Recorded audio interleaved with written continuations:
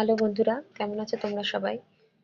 আমার ক্ষুদে ছাত্রীদের নাচ আমি আপলোড করতে একদমই অক্ষম হয়েছি।